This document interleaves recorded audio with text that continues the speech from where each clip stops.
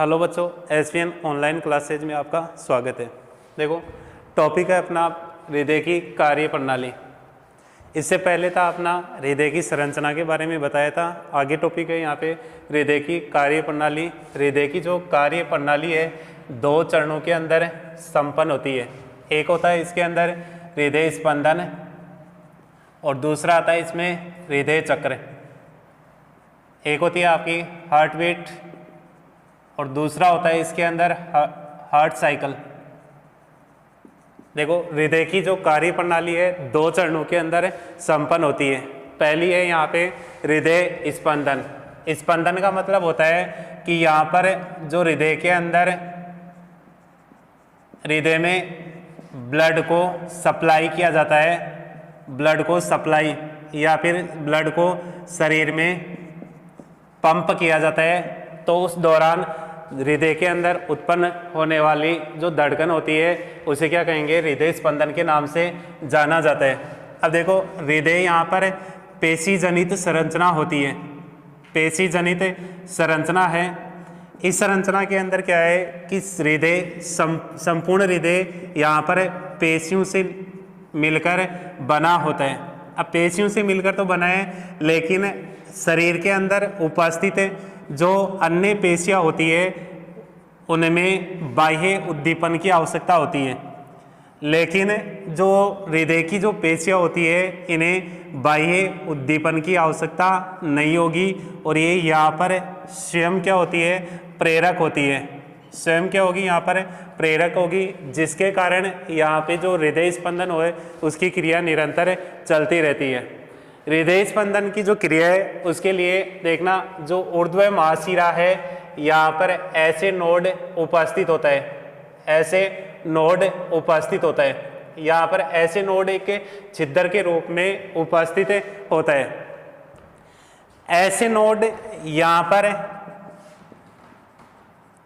जो ऐसे नोड होता है इसकी जो सेल्स होती है ये भी यहाँ पर प्रेरक प्रकार की होती है। स्वतः इनके अंदर उद्दीपन होगा, स्वतः इनके अंदर उद्दीपन की क्रिया होती है। इन उद्दीपनों के कारण यहाँ पर जो आलिंद वाले भाग होते हैं उनके अंदर यहाँ पर संकुचन की क्रिया होती है। देखो, जो ऐसे नोड की जो कोशिकाएं है इनमें स्वतः उद्दीपन की क्रिया संपन्न होती है। स्वतः उद्दीपन के कारण जो दोनों आलिंद होते हैं उनके अंदर एक साथ वहाँ पे संकोचन की क्रिया संपन्न होती है। दूसरा आता है इसी के अंदर एवी नोड। एवी नोड होता है आपका जो यहाँ पर अंतरा आलिंद पट होता है वहाँ पर एवी नोड उपस्थित होता है। देखो, ऐसे नोड तो कहाँ पर पाया जाता है, ऊर्ध्व महाशिरा पर, और जो एवी नोड है ये कहाँ पर पाया जाता है, अंतरा आलिंद पट पर उपस्थित होता है। एवी जो नोड है इस नोड के अंदर क्या होगा कि जब ऐसे नोड के जो उद्दीपन है, ऐसे नोड के उद्दीपन यहाँ पर आलिंदों के अंदर प्रवेश करते हैं, आलिंदों में प्रवेश करने के पश्चात जो उद्दीपन होंगे ये किसके अंदर प्रवेश करेंगे, यहाँ पर एवी नोड। एवी नोड की सहायता से जो नीले होते हैं उनके अंदर उद्दीपन प्रवेश करते हैं, और यहाँ पर नीलियों के अंदर उद्दीपन प्रवेश करने के पश्चात नीले के अंदर भी संकोचन की क्रिया संपन्न होती है। तो यहाँ पर ऐसे नोड और एवी नोड के कारण जो हृदय स्पंदन की जो क्रिया होती है वो संपन्न होती है। देखो, ऐसे नोड यहाँ पर जो ऊर्ध्व महाशिरा है वहाँ पर उपस्थित है। एवी नोड कहाँ पर पाया जाता है, अंतरा आलिंद पट के पास पाया जाता है। सबसे पहले उद्दीपन कहाँ से स्टार्ट हो रहा है, ऐसे नोड से उत्पन्न होता है। ये उद्दीपन दोनों आलिंदों के अंदर फैलता है, जिसके फलस्वरूप आलिंदों के अंदर संकुचन की क्रिया संपन्न होती है। सेकंड आता है इसके अंदर कि जो एवी नोड होता है ये कब कार्य करेगा, ऐसे नोड से यहाँ पर उद्दीपन प्राप्त करता है, और जो ऐसे नोड के जो उद्दीपन होते हैं ये आलिंदु से किसके अंदर प्रवेश करेंगे, नीले के अंदर प्रवेश करते हैं, और नीले के अंदर संकुचन की क्रिया संपन्न होती है। इसके बाद में नंबर 2 आता है इसमें हृदय चक्र। देखो पहला है हृदय स्पंदन और दूसरा आता है इसके अंदर हृदय चक्र।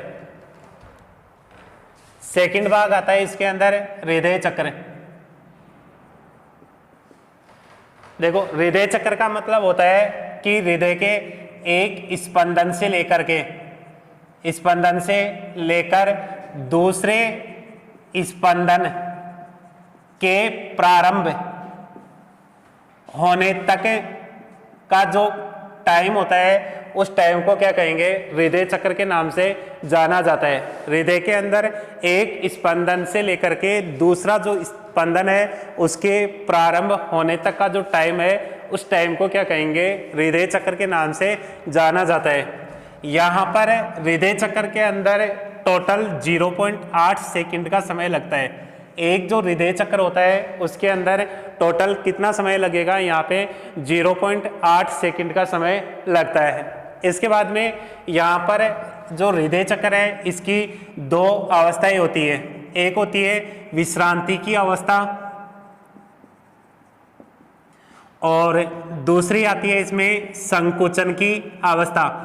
विश्रांति की जो अवस्था होती है इसे अनुशीतलन कहते हैं। विश्रांति की अवस्था को क्या कहेंगे, अनुशीतलन। वह संकुचन की जो प्रावस्था होती है इसे प्रकुंचन की अवस्था कहते हैं। देखो यहाँ पर जो हृदय चक्र है इसकी दो अवस्थाएं हैं। एक तो है विश्रांति की अवस्था और दूसरी आती है संकुचन की अवस्था। विश्रांति की अवस्था को अनुशीतलन के नाम से जाना जाता है, जबकि जो संकुचन की अवस्था है इसे प्रकुंचन के नाम से जाना जाता है। दोबारा देखना, हृदय चक्र किसे कहते हैं कि हृदय के अंदर एक स्पंदन से लेकर के दूसरा स्पंदन प्रारंभ होगा वहां तक का जो टाइम होता है उस टाइम को क्या कहेंगे, हृदय चक्र के नाम से जाना जाता है। टोटल टाइम कितना लगता है इसके अंदर, 0.8 सेकंड का इसमें समय लगता है। इसके अंदर दो अवस्थाएं होती है, एक विश्रांति की अवस्था होती है और दूसरी संकुचन की। विश्रांति की जो अवस्था है इसे अनुशीतलन के नाम से जाना जाता है और जो संकुचन की अवस्था है इसे प्रकुंचन के नाम से जाना जाता है। जो हृदय चक्र है ये यहाँ पर 4 चरणों के अंदर संपन्न होगा। हृदय चक्र 4 चरणों के अंदर संपन्न होता है। पहला आता है यहाँ पे आलिंदु का अनुशीतलन, दूसरा आता है इसमें आलिंदु का प्रकुंचन और तीसरा आता है इसमें नीलियों का प्रकुंचन और चौथा आता है इसमें नीलियों का अनुशीतलन। देखो जो हृदय चक्र है ये 4 चरणों के अंदर संपन्न होता है। फर्स्ट आता है इसमें आलिंदु का अनुशीतलन, दूसरा आलिंदु का प्रकुंचन, तीसरा है नीलियों का प्रकुंचन और चौथा नीलियों का अनुशीतलन। देखो शुरू के अंदर बताया था एक हृदय चक्र के अंदर 0.8 सेकंड का समय लगता है। इधर देखना, आलिंदु का जो अनुशीतलन है इसके अंदर 0.7 सेकंड का समय लगता है। आलिंदु के प्रकुंचन के अंदर 0.1 सेकंड का समय लगता है। इसी प्रकार से नीलियों का जो प्रकुंचन होता है इसके अंदर 0.3 सेकंड और जो नीलियों का अनुशीतलन है उसके अंदर 0.5 सेकंड का समय लगता है। तो देखना जो प्रकुंचन वह अनुशीतलन है, इनके अंदर टोटल समय कितना लगता है, यहाँ पे 0.8 सेकंड का समय लगता है। अब इसमें पहला आता है आलिंदु का अनुशीतलन। देखो आलिंदु का अनुशीतलन इसका मतलब क्या है कि जो आपकी जो महाशिरा है ये और जो फुफ्फुसीय जो शिरा है इसके बारे में देखना। महाशिरा तो क्या कर रही है, यहाँ पर शरीर से अशुद्ध रुधिर को यहाँ पर दाएं आलिंद के अंदर लेके आती है। जब जो महाशिरा है शरीर से जो CO2 युक्त या फिर अशुद्ध रुधिर है इसे कहाँ पे लेके आ रही है, दाएं आलिंद के अंदर।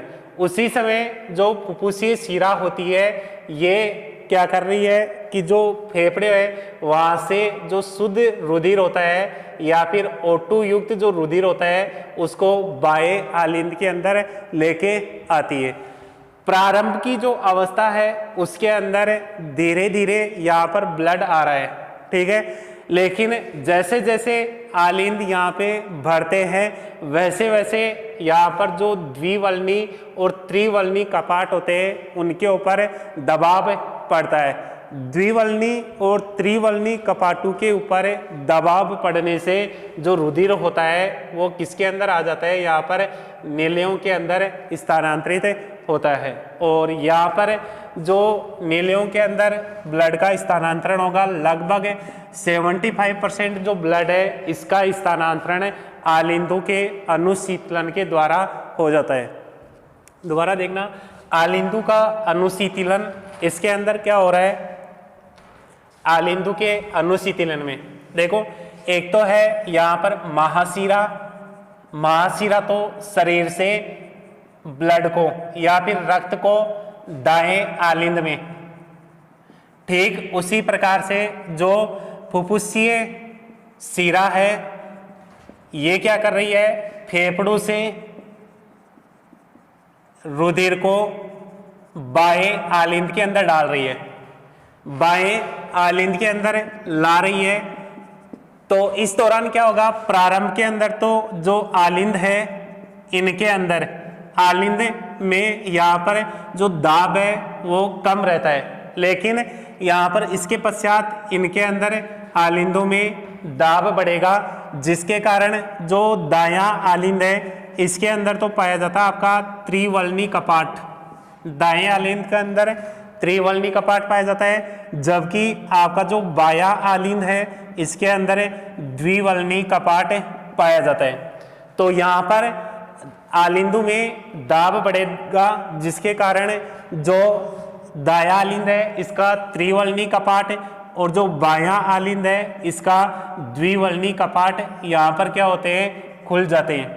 अब ये खुलेंगे तो यहाँ पर जो ब्लड है दाएं आलिंद से किसके अंदर आएगा, दाएं नीले के अंदर आएगा, और जो बायां आलिंद है उसके कारण किसके अंदर हो जाएगा, बाएं नीले के अंदर आता है। इस संपूर्ण प्रोसेस के अंदर 0.7 सेकंड का समय लगता है, और यहाँ पर आलिंद अनुशीतलन के कारण 75% जो ब्लड होता है वो नीले के अंदर स्थानांतरित हो जाता है। दूसरा आता है इसमें यहाँ पर नीलियों का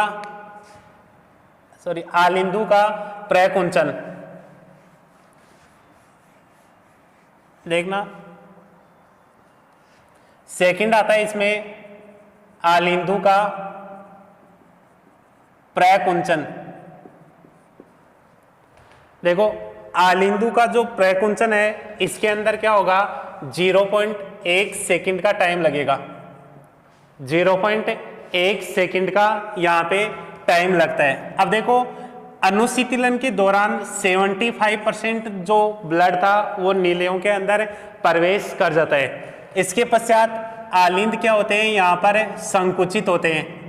आलिंद संकुचित होते हैं, जिसके कारण शेष जो आपका 25% जो ब्लड था ये भी किसके अंदर आ जाता है, नीले के अंदर स्थानांतरित हो जाता है, और इस क्रिया को आलिंदों का प्रकुंचन कहते हैं। देखो, आलिंदों का प्रकुंचन, इसके अंदर क्या होगा, टाइम कितना लग रहा है आपका, 0.1 सेकंड का समय लगता है।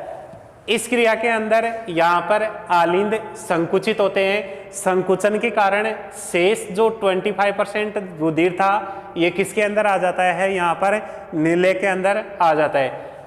आलिंदों के अनुशीतलन व प्रकुंचन के कारण नीले यहाँ पर रक्त से क्या हो जाते हैं, पूर्ण रूप से भर जाते हैं। देखो, एक जो आलिंद और नीले है इनमें अनुशीतलन व प्रकुंचन के फलस्वरूप यहाँ पर नीले क्या हो रहे हैं, पूर्ण रूप से भर जाते हैं। तो यहाँ पर नीलियों को भरने के लिए तो क्या हो रहा है, आलिंदों के अंदर अनुशीतलन व प्रकुंचन की क्रिया संपन्न होती है। नंबर 3 आता है यहाँ पे नीलियों का प्रकुंचन। नीलियों का प्रकुंचन, देखो यहाँ पे नीलियों का जो प्रकुंचन है इसके अंदर टोटल समय लगता है आपका 0.3 सेकंड। टोटल समय कितना लगता है यहाँ पे, 0.3 सेकंड। अब देखो यहाँ पर जब नीले संकुचित होते हैं, नीलों के अंदर संकुचन होता है, तो उससे क्या होगा कि जो रुधिर होता है या फिर रक्त जैसे महाधमनी द्वारा तो शरीर के विभिन्न भागों में स्थानांतरित होगा। देखो जो नीले हैं इनके अंदर प्रकुंचन के कारण यहाँ पर जो रुधिर है महाधमनी से शरीर के विभिन्न भागों तक स्थानांतरित होता है। इसी प्रकार से जो आपकी फुफ्फुसीय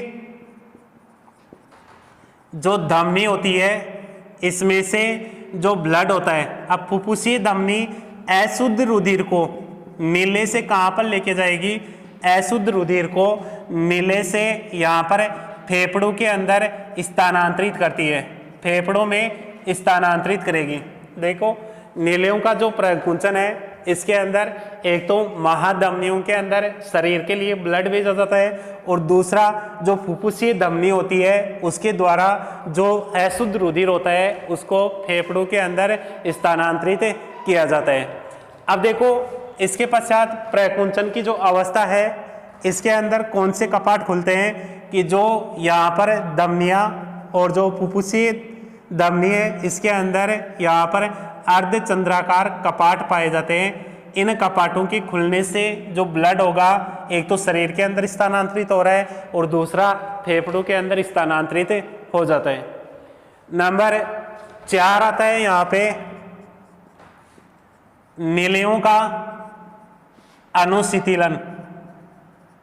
नंबर 4 है नीलियों का अनुशीतलन। देखो नीलियों का जो अनुशीतलन है इसके अंदर टोटल टाइम लगता है 0.5 सेकंड। टाइम कितना लगेगा इसमें, 0.5 सेकंड लगता है। अब देखो यहाँ पर जो नीले हैं इनमें अनुशीतलन की क्रिया होती है, या फिर जो नीले हैं वापस अपनी पूर्व स्थिति में या फिर फैलने की क्रिया होगी, इनमें फैलेंगे। तो उसके कारण क्या होगा कि जो द्विवल्नी और त्रिवल्नी कपाट है इनमें से जो ब्लड होगा वापस किसके अंदर आना प्रारंभ हो जाता है, जो नीले होते हैं उनके अंदर आना प्रारंभ हो जाता है, और इस क्रिया को क्या कहेंगे, नीलियों का अनुशीतलन कहते हैं। देखो नीलियों का जो अनुशीतलन है इसके अंदर क्या हो रहा है कि जो त्रिवल्नी और द्विवल्नी कपाट है ये तो खुले हैं, कम दाब के साथ यहाँ पर नीले के अंदर ब्लड आ रहा है, और जो नीले हैं इनके अंदर ब्लड आने की जो क्रिया है इसे नीलियों का अनुशीतलन कहते हैं। इस प्रकार से जो हृदय चक्र है वो 4 चरणों के अंदर संपन्न हो रहा है। एक में बताया था आपको आलिंदु का अनुशीतलन, दूसरा था आलिंदु का प्रकुंचन, तीसरा था इसमें नीलियों का प्रकुंचन, और चौथा है इसमें नीलियों का अनुशीतलन। देखो चारों जो भाग है या फिर जो हृदय चक्र है इसके अंदर टोटल टाइम कितना लग रहा है, 0.8 सेकंड का टाइम है।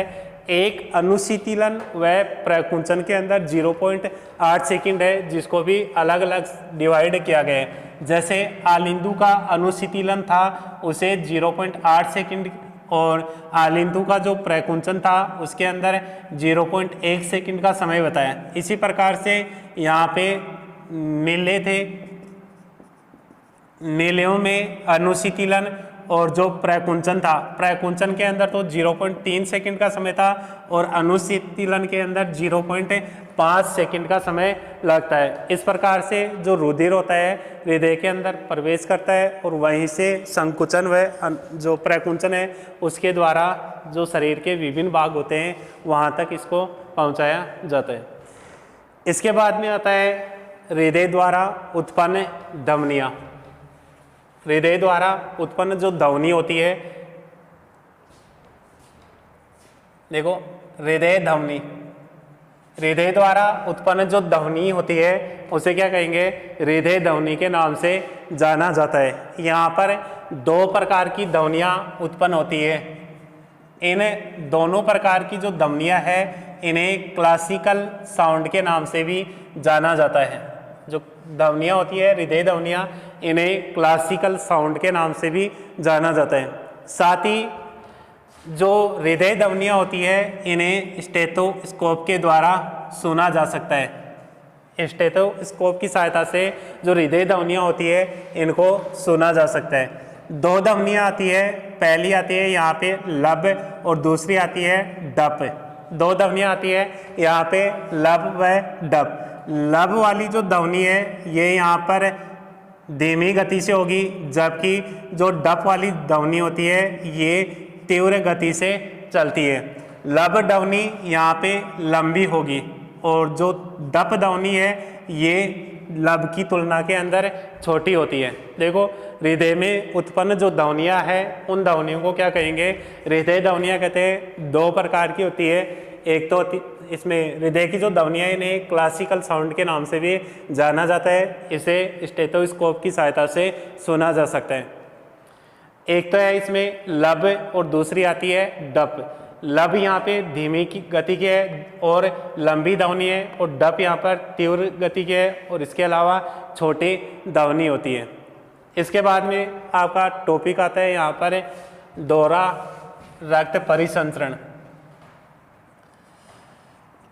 इसके बाद में दोहरा रक्त परिसंचरण। देखो दोहरा रक्त परिसंचरण किसे कहते हैं? इसका मतलब ये होगा कि जो शरीर के अंदर रुधिर को पंप करने से पहले ये शरीर जो हृदय उसमें दो बार गुजरता है, उस क्रिया को क्या कहेंगे? दोहरा रक्त परिसंचरण कहते हैं। शरीर के अंदर ब्लड को पंप करने से पहले जो रुधिर होगा ये हृदय के अंदर दो बार गुजरता है, इस क्रिया को क्या कहेंगे? दोहरा रक्त परिसंचरण कहते हैं। अब देखो दो बार कब गुजरता है? एक बार देखना यहाँ पर कि जो महाधमनी है ये शुद्ध रुधिर को किससे ले रही है? यहाँ पे जो बायां नीले है महाधमनी की सहायता से बायां नीले में से जो शुद्ध रुधिर होता है ये कहाँ पर पहुँचता है? शरीर के ऊतकों के अंदर या फिर शरीर की कोशिकाओं के अंदर इसको स्थानांतरित किया जाता है। ठीक है, अब कोशिकाओं के अंदर यहाँ पर भोजन का ऑक्सीकरण होगा, जिसके फलस्वरूप CO2 निर्मित होती है। इस CO2 को वापस किसके अंदर मिला दिया जाता है? रक्त के अंदर मिला दिया जाता है। और जो CO2 युक्त जो रुधिर है इसे अशुद्ध रुधिर कह रहे हैं। और ये जो महाशिरा होती है उसकी सहायता से कहाँ पर प्रवेश करता है? यहाँ पर जो आपका दायां आलिंद होता है उसके अंदर प्रवेश कर रहा है। तो देखो एक बार तो हृदय से स्टार्ट हो रहा है, कोशिकाओं तक जा रहा है और वापस हृदय के अंदर प्रवेश कर गया, एक चक्कर।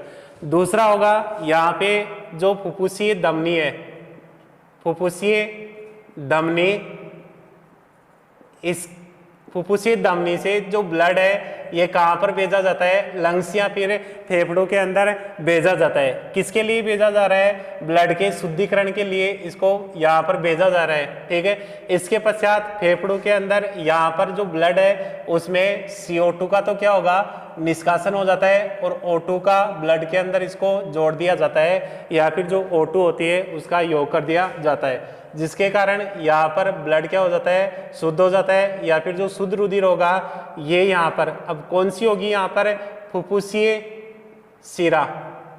फुफ्फुसीय शिरा के द्वारा वापस कहाँ पे आ जाता है?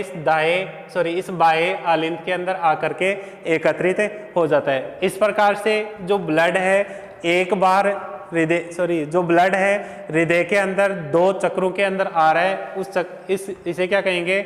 दोहरा रक्त परिसंचरण कहते हैं। दोबारा देखना, एक बार तो क्या हो रहा है कि जो महाधमनी है या ये क्या कर रही है? जो नीले है, बायां नीले, यहाँ से शुद्ध रुधिर को ले जाकर कहाँ पे लेके जा रही है? शरीर के विभिन्न अंग हो गए, कोशिकाएं मान लो, ऊतक हो गए, वहाँ तक लेके जाती है। अब यहाँ पर इन कोशिकाओं के अंदर भोजन का क्या होगा? ऑक्सीकरण होता है और ऑक्सीकरण के फलस्वरूप यहाँ पर CO2 निर्मित होती है। इस CO2 को यहाँ पर ब्लड के अंदर मिलाया जाएगा। ब्लड कैसा हो जाएगा? अशुद्ध रुधिर जो महाशिरा है उसकी सहायता से यहाँ पर दाएं आलिंद के अंदर जो ब्लड है उसको एकत्रित कर देती है। इसके बाद में यहाँ पर जो ब्लड है दाएं आलिंद के अंदर एकत्रित हो गया। इसके पश्चात जो फुफ्फुसीय धमनी है ये दाएं नीले से इस ब्लड को कहाँ पे लेके जा रही है, फेफड़ों के अंदर स्थानांतरित करती है। फेफड़ों के अंदर स्थानांतरित हो रहा है, यहाँ पर फेफड़ों के अंदर जो गैसों का आदान प्रदान है या फिर ब्लड का जो शुद्धिकरण है वो फेफड़ों के अंदर हो रहा है। CO2 को बाहर निकाला जा रहा है और जो ऑक्सीजन है इसको इसके अंदर रक्त के अंदर मिला दिया जाता है। इसके पश्चात जो फुफ्फुसीय शिरा होती है इसकी सहायता से ब्लड कहाँ पे आ जाता है, वापस बाह्य आलिंद के अंदर आ जाता है। इस प्रकार से मानव के अंदर जो रक्त का परिसंचरण होगा वो दोहरे प्रकार का होता है, या फिर जो रक्त होता है ये हृदय के अंदर 2 बार गुजरता है, इसलिए इसे किस नाम से जाना जाता है, दोहरे रक्त परिसंचरण के नाम से जाना जाता है। आज के लिए इतना ही।